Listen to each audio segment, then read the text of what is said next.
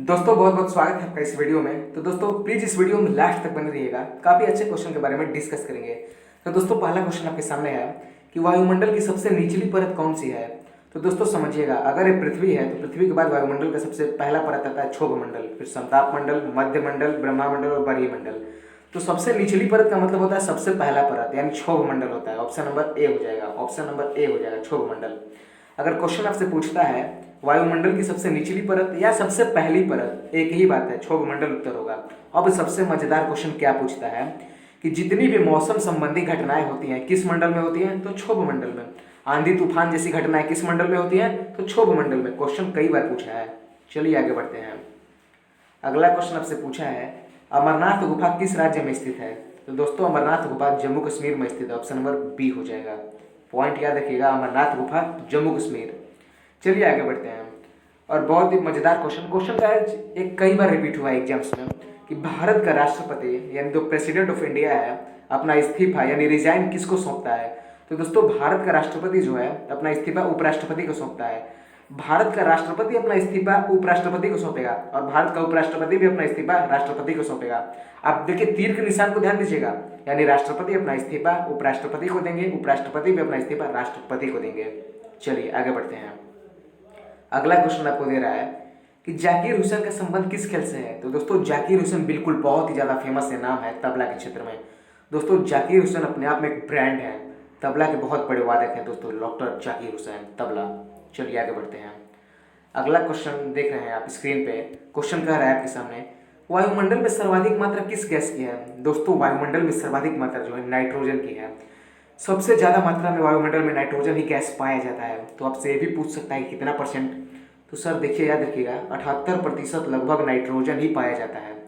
अब सबसे इंपॉर्टेंट इसके बाद क्या पूछता है कि हमारे वायुमंडल में जो हमारे लिए सबसे ज़्यादा जरूरी है ऑक्सीजन, जिसको हम श्वास के रूप में लेते हैं, तो ऑक्सीजन कितना प्रतिशत है। तो दोस्तों 21% है, ऑक्सीजन 21% है और सबसे ज़्यादा है नाइट्रोजन 78%। चलिए आगे बढ़ते हैं। और बहुत ही बढ़िया क्वेश्चन आपकी स्क्रीन पे है, विंग्स ऑफ फायर किसकी पुस्तक है। दोस्तों पुस्तकों से क्वेश्चन जरूर पूछता है। तो देखिए विंग्स ऑफ फायर हो सकता है आपको आपके एग्जाम में इसको हिंदी में करके दे। विंग्स ऑफ फायर का मतलब होता है अग्नि की उड़ान। क्वेश्चन ये भी पूछ सकता है कि विंग्स ऑफ फायर या अग्नि की उड़ान किसकी पुस्तक है।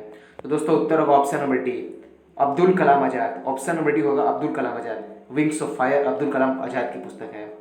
दोस्तों आगे बढ़ते हैं। अगला क्वेश्चन आपसे पूछा है कि उत्तर प्रदेश में कितनी राज्यसभा सीटें हैं। दोस्तों भारत की बात करें तो पूरे भारत में 250 राज्यसभा सीटें हैं, लेकिन आपसे पूछा है उत्तर प्रदेश में कितनी राज्यसभा सीटें हैं। तो दोस्तों 31 हो जाएगा, ऑप्शन नंबर ए हो जाएगा। केवल उत्तर प्रदेश में राज्यसभा सीटों की कुल संख्या 31 है। अगर क्वेश्चन ये भी पूछे कि भारत के किस राज्य में सबसे ज्यादा राज्यसभा सीटें पाई जाती है नहीं होती हैं, तो दोस्तों उत्तर प्रदेश ही होगा, ऑप्शन नंबर ए ही हो जाएगा। चलिए आगे बढ़ते हैं अब। और बढ़िया क्वेश्चन आपके सामने स्क्रीन पे है कि पर्यावरण दिवस कब मनाया जाता है। दोस्तों ये दिवस इतना ज़्यादा फेमस और चर्चित है कि कई एग्जाम्स में आप इसको देख सकते हैं।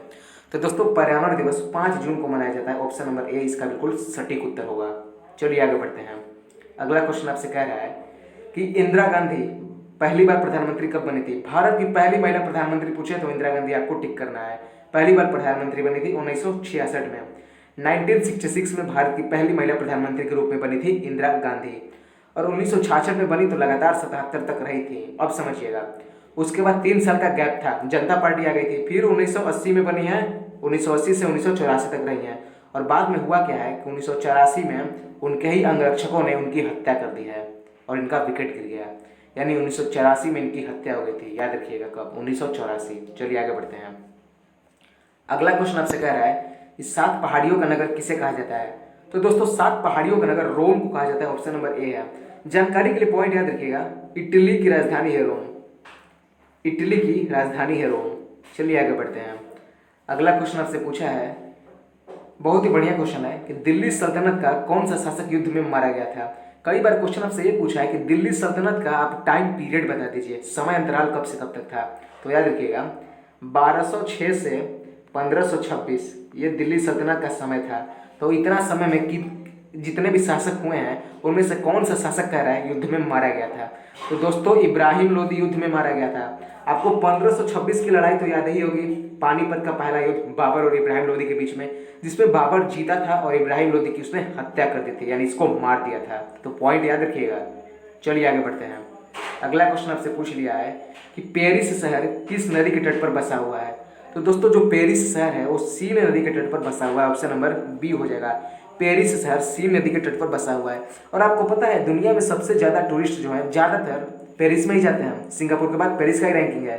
पेरिस क्यों फेमस है सर? क्योंकि पेरिस में गाइस एफिल टावर है देखने के लिए, एफिल टावर है घूमने के लिए। याद रखिएगा, क्वेश्चन अभी पूछता है कि एफिल टावर कहाँ है, तो पेरिस में है। दोस्तों लिखने में थोड़ा समस्या हो रहा है, आप समझिएगा, एफिल टावर पेरिस में है।